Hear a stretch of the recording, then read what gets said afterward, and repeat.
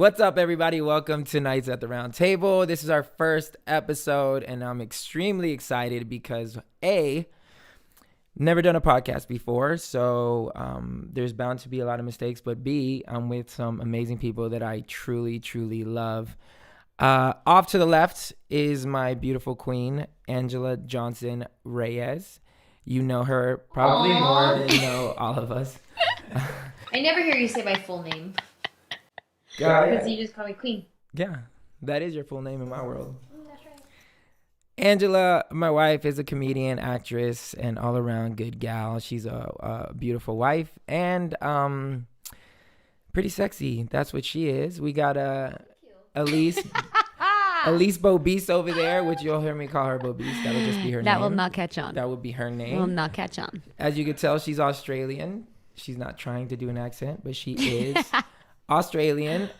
She's a pastor here at Oasis Church in LA and an author as well. So correct. An amazing girl perspective. Then to my right, we got Brandon Smith, ex-pro basketball player, now pro basketball coach. Hello. And owner of the Saints label clothing line. Ayo. Freshly started. Yes. So these are the three people that I decided to do this journey with, and I'm super excited because they're some of the most amazing people in my circle.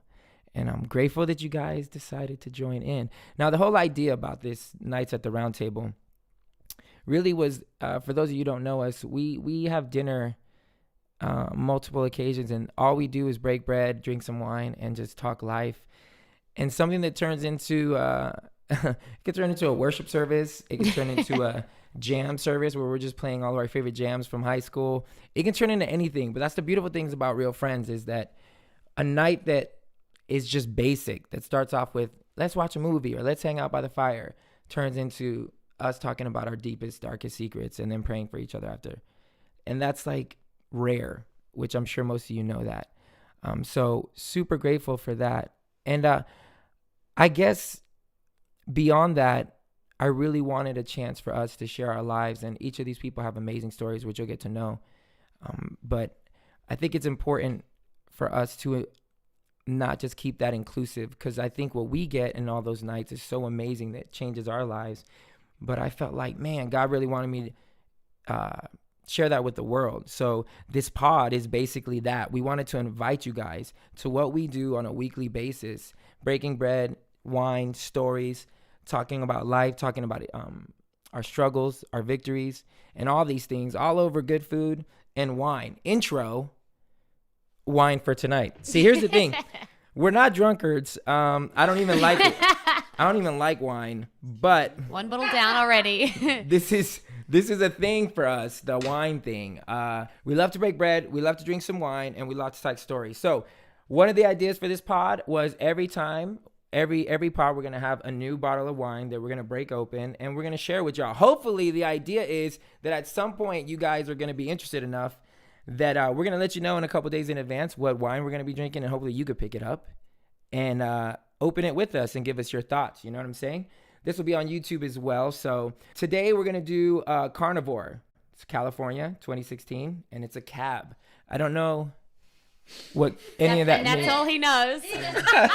I don't know what any of that means. I know a cab is red. Hello. Very good. So proud. Yeah, very proud. And Actually. it's more full bodied. Yes. Sure. Whatever full bodied means. Yeah. Absolutely. Yeah. And that covers it. It's sour. I only drink Moscato. Sour. It's sour. Moscato. He only drinks dessert wine. Dessert wine. Lots of sugar. Anything that tastes like grape juice, I will drink that. I eat good wine. It's it's a cab. So we're gonna be drinking it this whole time while we talk story, while we enjoy each other's company. So B was telling me about this interesting thing in superhero stories. There's this thing called, what is it called again? It's called the inciting incident. Inciting incident, which basically is what spurs the action of the movie. Something happens to the hero that engages the story. The plot line starts at that moment. So I thought, what better way than us defining our moments in life of what got us here? For me, this podcast is a birth of something dying. So for those of you who don't know, I was signed with Group 1 Crew and Warner for like 12, 13 years. when that thing ended, so did my voice and everything else. I couldn't talk. I had polyps on my throat. I had to have surgery, and I was voiceless for 6 months. Didn't even know if I was going to be able to talk again. So in that moment, I had to decide whether or not I was important enough without a microphone in my hand. And that was hard because I've been doing it since 99, rocking mics and just doing what I do. And so it was difficult because I didn't know me without these qualities that an MC or just being on stages or being in front of people. So when I finally got my voice back, I wrote all these songs, based on the breakup of the group, and then ended up getting signed to another deal with Capitol. And the group was called Pandas. Then that inevitably went downhill, and now there's nothing. And so in my prayerful journey, I'm like, all right, God, at least this time I'm not shattered. I'm cool with it. But what do you have next? Like, what is next? And I don't like to move unless I feel like I have direction and purpose. Out of nowhere, where most of my ideas come from, I was going boo-boo. Yeah. And and I was like, babe, come here Which real quick. happens a lot. Yeah. Multiple times, as other healthy people do. I mean, they boo-boo more than once. And I was like, yo, I got this idea. Nights at the round table. Like, we just break bread at night and talk about stuff and see what God does in it. So that birth, and now literally this is just my exciting moment. Who knows what's going to happen or if it's going to work? I don't know, whatever. It's working already because the mics are on and we can hear each other and we all made it. It's great. So that's my defining moment, what brought me here. But as an introduction to everybody who's on this pod, so you guys can get to know him more, I'm going to go around the table, babe. Defining moments. One of my most defining moments was the year 2007. I had been living in LA since 2003. I moved here to be an actress, even though I knew nothing about being an actress. I was an extra on TV. That was the extent of my credits to being an actress here in Hollywood. And I was going to this church at the time, the Oasis. Shout out. Where ELYSE is now a pastor. She was not at the time, but 2003, I was going to the Oasis, and I took this free joke writing stand-up comedy class. I didn't want to be a comedian. I was just taking it because it was free. So sure, why not? So I took this class, and one of the first jokes that I write is this nail salon joke. And I'm fighting being a comedian, though. Like, people will refer to me as a comedian. I go, no, I'm not a comic. I'm an actress. Right. I just do comedy for fun. Wow. Meanwhile, I haven't done anything acting wise. But I'm like, no, I'm an actress. You guys, I'm an actress. And then at the time, I have nothing to my name. I have no agent. I have no auditions coming down the line. I have no money. I was an extra and I was a stand-in. But now at this point, the show I was on was canceled. So I wasn't on a show. I was on unemployment. But my unemployment checks had run out. I had no money. Jeez. And so I'm at this place in my life where I have nothing, no opportunities coming my way, nothing in my life happening. Like, I was getting ready to go home, and I felt in my spirit like God was saying, I'm not done yet. Like, don't leave. I'm not done yet. So right around this time, I end up getting a phone call, and somebody was like, hey, do you want to come perform at this comedy club? They'll pay you $25. And I was like, are you kidding me? $25? Yes. I need that $25. That's gas. That's some top ramens. That's a box of Cheerios. Yes. Like, yes, I'm coming. Sign me up. So I go. I do my 10 minutes that I did in my free joke writing class. And it was they were recording it. And it was at the time of flip phones. And so they were like, okay, we're going to have these on phones. People can download a comedy clip for $2.99. Like, they were going to charge people $2.99 to watch some comedy clips. Oh my gosh. And so I do my set. I sign my life away. And what ends up happening is this brand new thing called YouTube comes out. And they end up taking all those videos and putting them on YouTube. And this video starts blowing up, and it starts going viral before the term viral was a good thing. And I started getting phone calls from people being like, hey, there's this email going around at work and it's a video and it's of you. No way. And they didn't even know that I knew you. They just sent it to me. And I'm like, oh, what's this video? And they're like, it's you telling a joke about getting your nails done. I was like, oh, wow, yeah, I filmed that at a comedy club a long time ago. That's crazy. And so it starts going viral. This is the same era as MySpace. Yes. My MySpace page starts blowing up like Yes. crazy. I start getting messages from people all over the world, from Australia. It was probably you. Yeah, And probably me. From the Philippines. Hi, Miss Angela. From all over the United States. Hey, when are you gonna perform near us? And I was like, oh, snaps. I only have like 10 minutes of jokes from my free class that I took. Yeah, I'll do 10 minutes. Yeah. And so my MySpace page starts blowing up. And this is like at a time when I didn't know how to be a celebrity.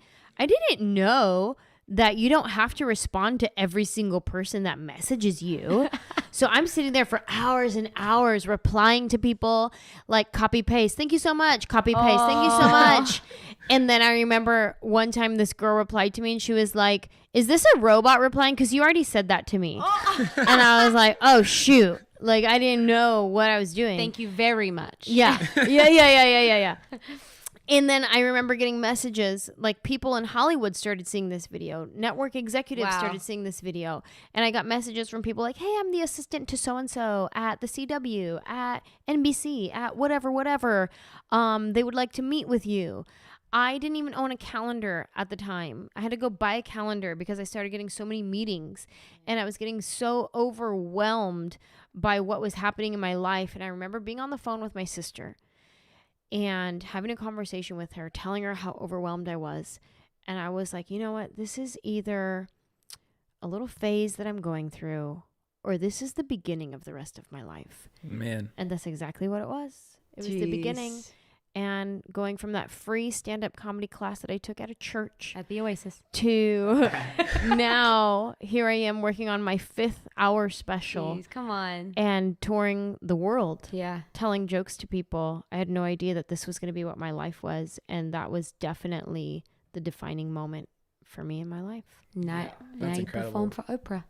Oh yeah. And now I just finished performing for Oprah. Like I'm done at this point. Yeah. Like clock out. Thank you. All done. It was fun telling Bye. jokes. I did it for Oprah. Bye. Bye. I remember seeing that video. I And- before you knew me. Yeah, absolutely. And thinking, oh my God, this is so funny. It got passed down around my family. Yeah. You know, my mom's side's huge Mexican family.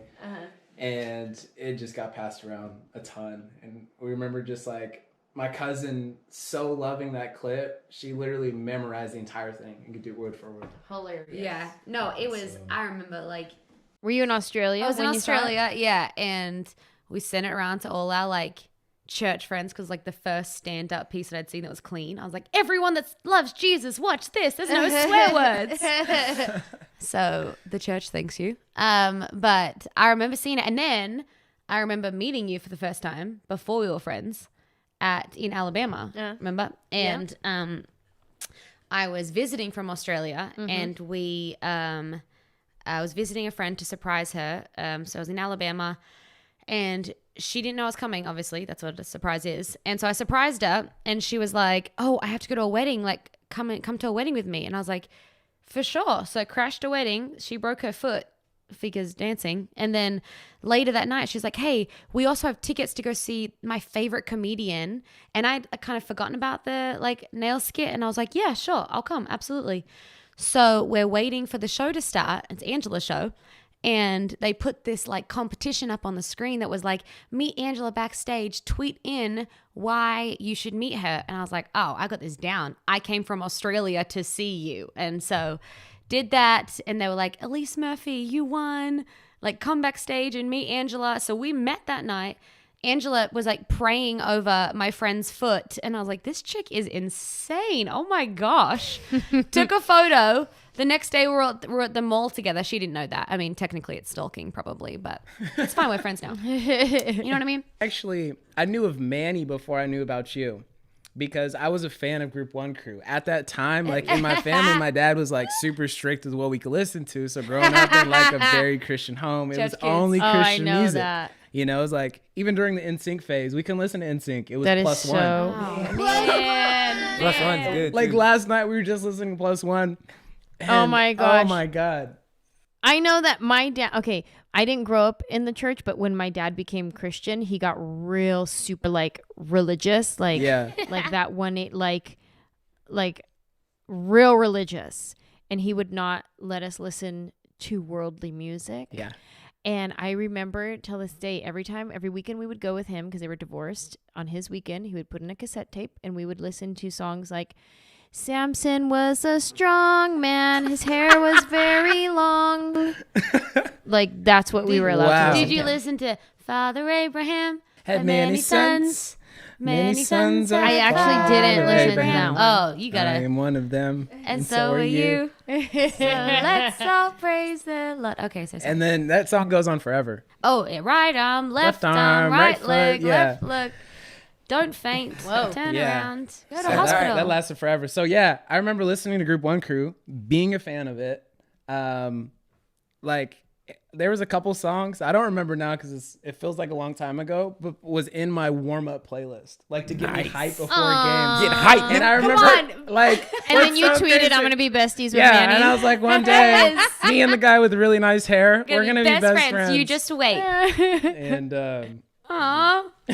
That's at that. amazing. yeah, All right, Bo Bees, defining moments. Yeah, mine was when I performed for Oprah as well. Thanks, Angela. I think, I mean, I've had plenty. Coming to LA was definitely, that whole experience was one of them.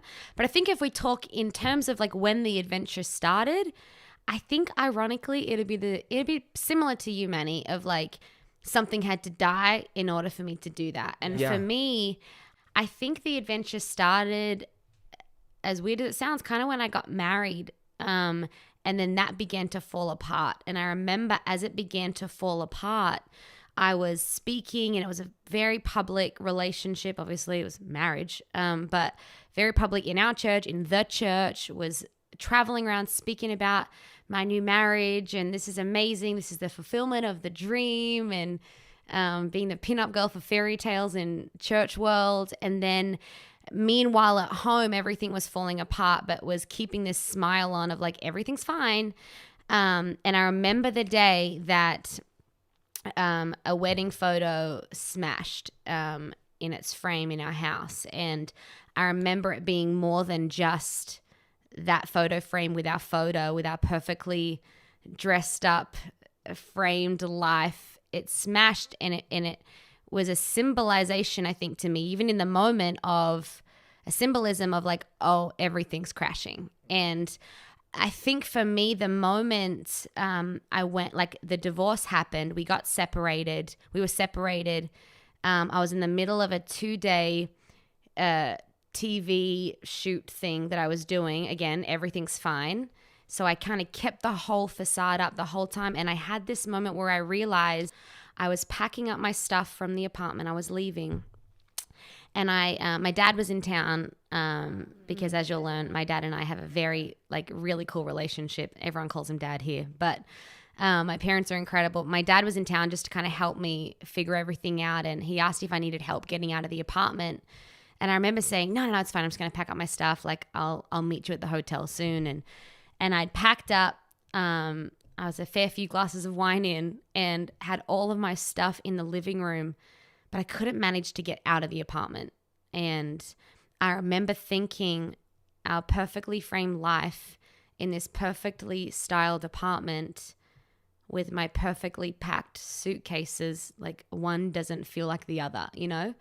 And I had this moment where I was like, I am having this realization that my marriage is over, but the world, or like what I thought, the world is going to find out soon that this is over. And I had to grapple with the fact that you can keep a smile on, or I could keep a smile on for as long as I could. And I got really good at that being a church kid. You get it, growing up in church, you know? And then, but it's actually falling apart.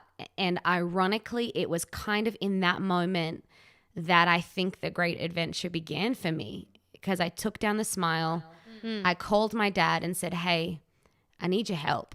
And up until this point, especially in that time frame, I hadn't asked my dad for everything. I'd kind of cut my family off, to be honest. And I didn't need help from anybody because I wanted to keep it secret, you know.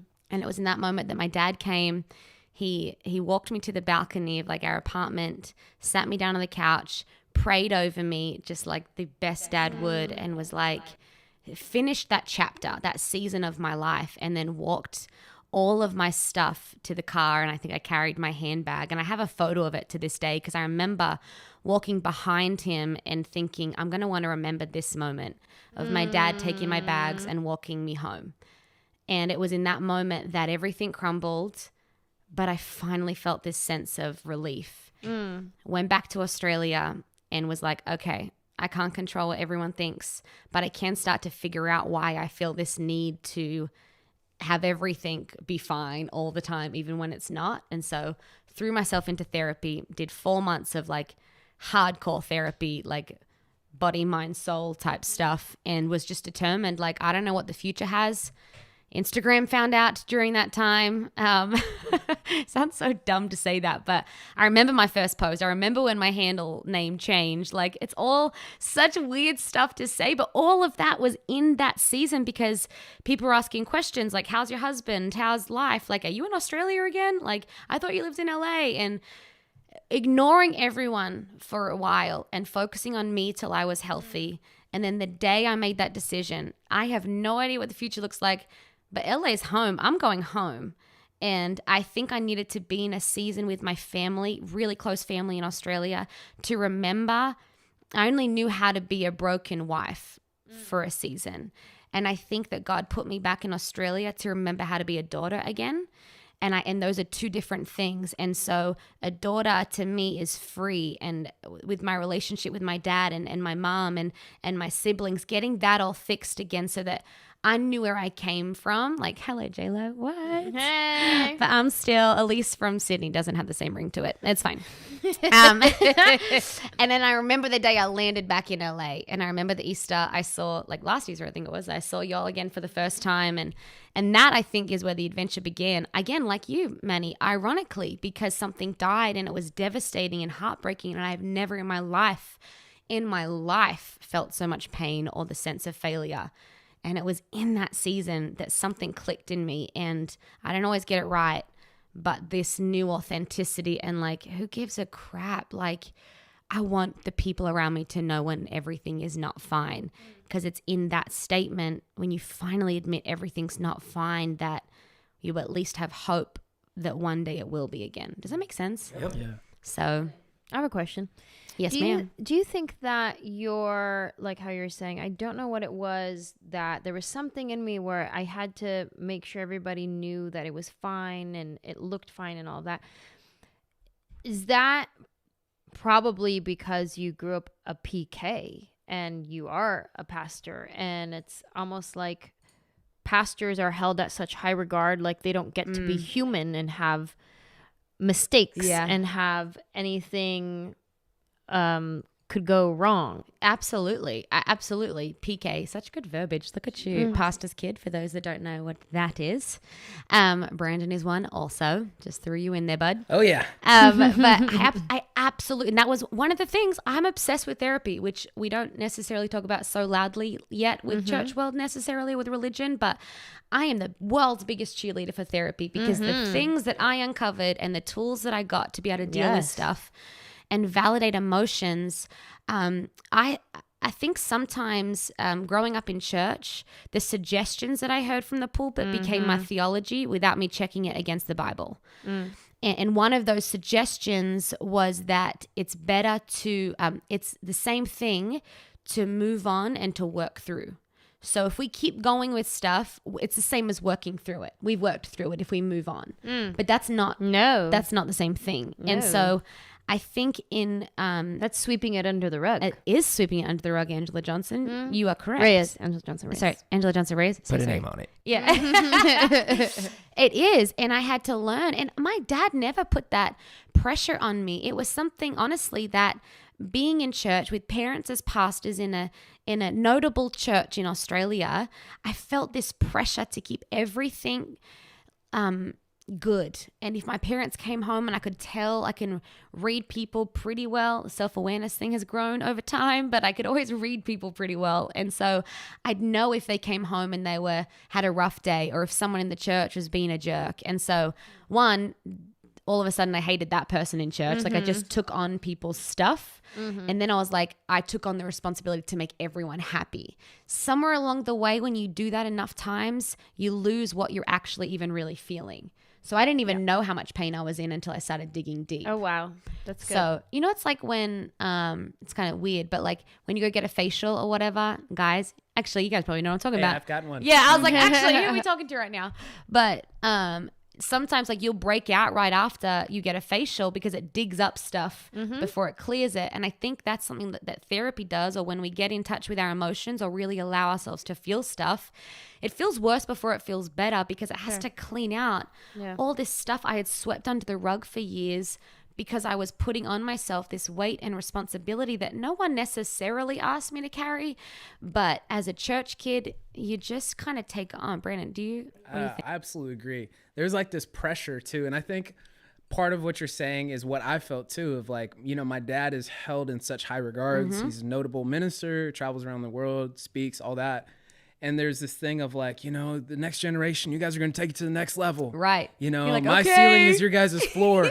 And it's like so much pressure. Like, stands on our shoulders. Oh God, I'm like a teen in puberty, and I'm just like, yeah, I'm just hoping I don't look at porn today. Right. And you're just like, but I'm supposed to be prophesying to the nations, and like, and I dealt with the same thing. And it's so funny because all these things you feel like you can't bring to the light. Yep. That's amazing. Brandon, a moment.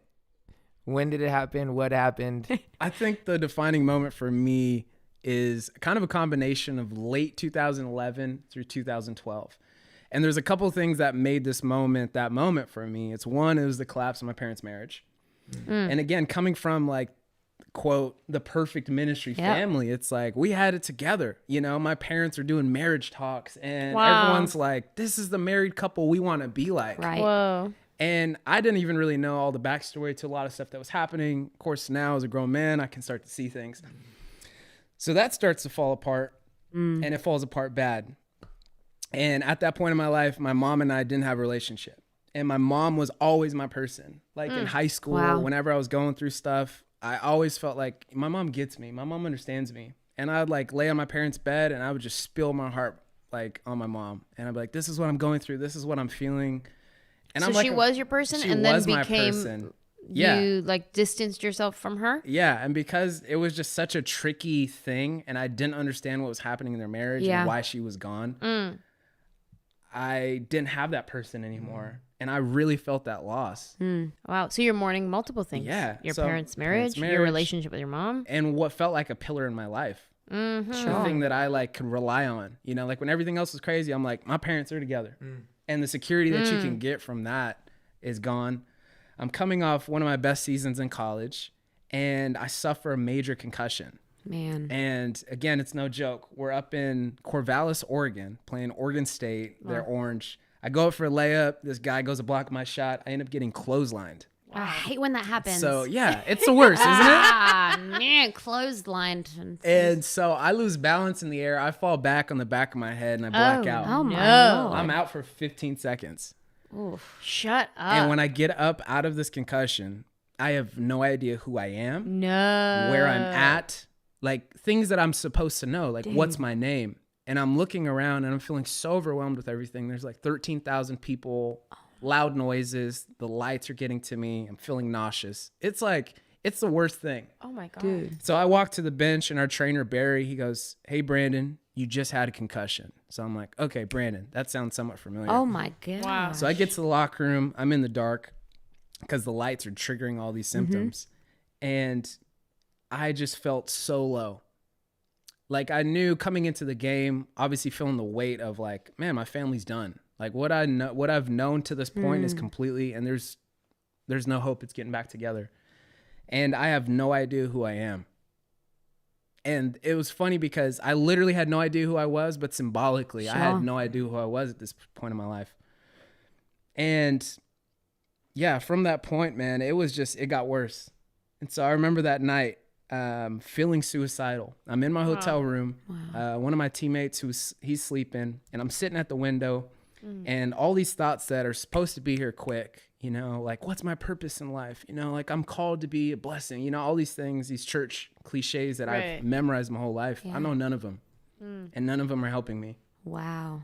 And it was probably for a couple months there where I really battled depression. And I remember coming out of that thinking, I don't know if I'm going to make it. Wow. And I think every man comes to a point in his life where you ask yourself, do I have what it takes? And I couldn't answer that I had what it takes in that season of my life. And at the same time, I'm like trying to keep it together because I'm like, I'm Sean Smith's kid. You're a you church know? kid. I'm Brandon Smith. Right? You know, I know what I'm doing. I got Yeah, purpose. I got totally. direction, and I have none of it. Prophesying. And I'm in a dark place. Yeah, and wow. the days seem really long, and the nights seem really longer, you know? Wow. And I had trouble sleeping during that season. Like everything that could go wrong was going wrong in my life. My grades are slipping. My basketball, the way I'm performing, is going down. The meds that I was on during that time, I'm gaining weight. Like it was just a terrible season of my life. Wow.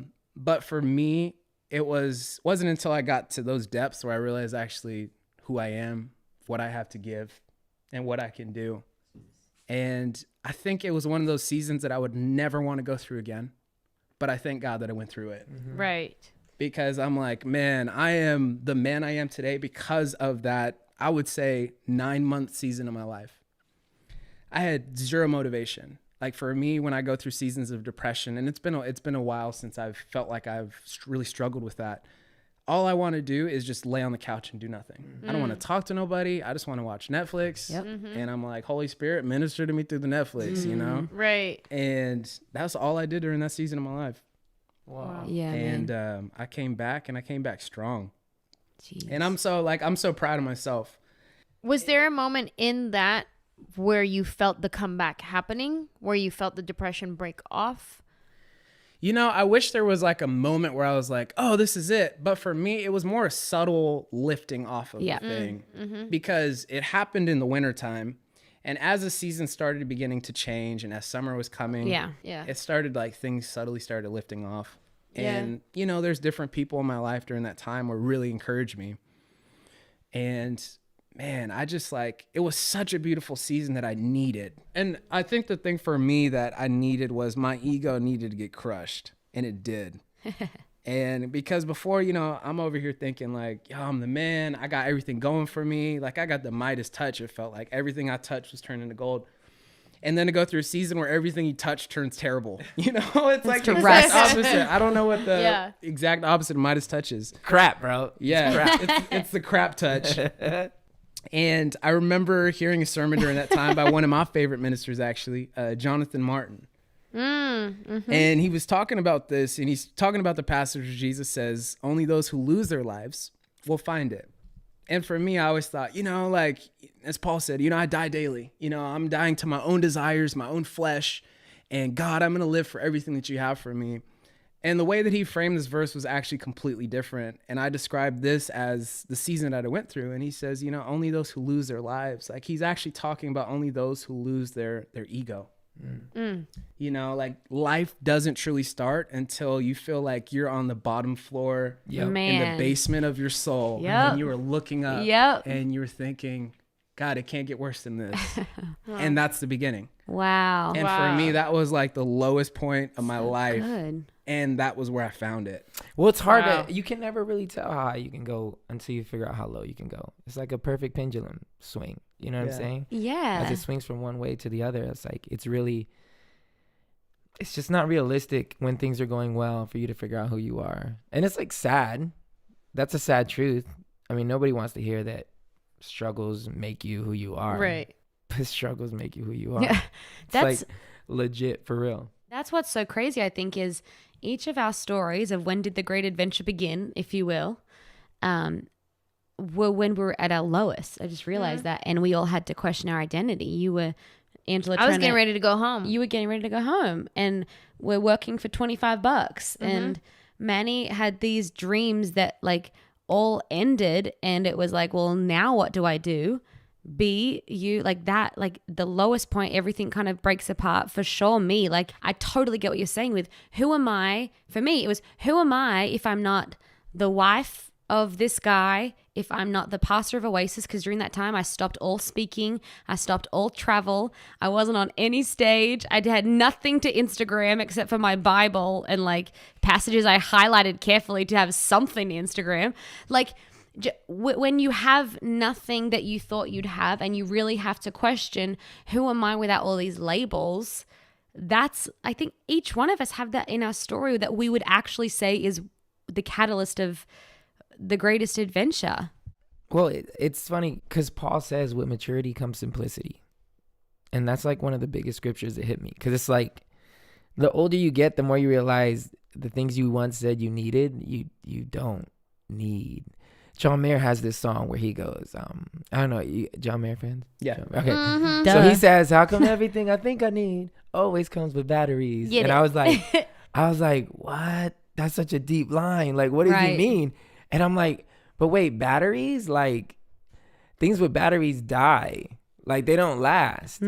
But he's saying everything I think I need always comes with batteries. 'Cause I So didn't need 'em. he realized, Yeah. man, this is stupid. The things that I think I need, when it dies, like, do I cease to exist? You know what I'm saying? Mm-hmm. And so as the older you get, and especially me, I mean, I'm getting old, but I'm realizing sure are. there's just very few things that I care about. It's friends, it's family, and that's it. And that's what's so crazy is this podcast came out of that. As soon as you realize that simplicity, we started having family nights and being around a table and drinking wine and talking about life and being stupid and like dancing to R&B songs. And then our other friend William will just like start singing worship songs, and like what it turns into is communion. And then when you figure out the simplicity down the road a little, you have this idea and it all comes full circle. It's almost like when you realize the simplicity, you realize the dream. The dream. And the dream at the end of the day is for you guys. Whoever's listening to this, hopefully you are being at least understanding somebody's perspective on this table. If you find yourself in one of these stories, we hope you do. We hope that you'll learn from our mistakes and hopefully not repeat them. But more so, you'll learn that you always have a seat at a table. You know what I'm saying? This has been the first episode of Nights at the Round Table. And we like to end it in a toast. Oh, Uh-oh. I think I drank my wine. I need some more. Next time we'll have more wine. Do we? We will figure it out. Oh, Thank share. you, Ange. See, Share and look share at that. light. Here. Look at that. There you go. You get a There we sip. go. Do you need some more? You can take the I'm rest so of classy. There you This. There you go. go. There you go. Hey, everybody listening, may you always have a seat at a table. But if you don't, you are always welcome at ours. Cheers. That's Cheers. it. Cheers.